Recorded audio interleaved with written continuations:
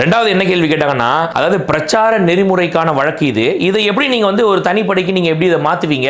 இதை தனிப்படைக்கு மாத்தணும்ன்ற எதுவுமே கிடையாது. அதுக்கான வழக்கும் இது கிடையாது. அவங்க என்ன சொல்றாங்கன்னா, இப்ப தினேஷ் அப்படின்றவர் தான் பொதுநல வழக்கு ஒன்று சென்னை உயர்நீதிமன்றத்தில் போட்டாரு.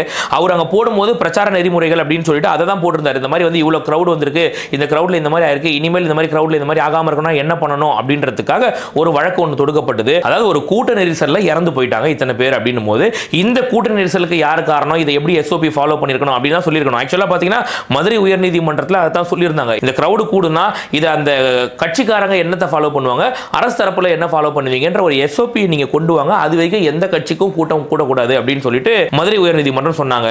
ஆனா சென்னை நீதிமன்றம் தான் என்ன பண்ணாங்கன்னா, என்ன மாதிரியான கட்சி இது, அது சென்னையில் இருக்க அந்த செந்தில்குமார் நீதிபதி மட்டும் தான் பாத்தீங்கன்னாக்கா என்ன மாதிரி கட்சி இது, என்ன இவருக்கு தலைமை பண்பே இல்லை அப்படிங்கிற மாதிரி, அதாவது அந்த வழக்கை தாண்டி அவர் வேற ஒரு விதமாக இதுக்கு அவர் சொல்லியிருக்காரு அப்படின்னு சொல்லிட்டு நான் சொல்லல, உச்ச நீதிமன்றம் சொல்லியிருக்கு.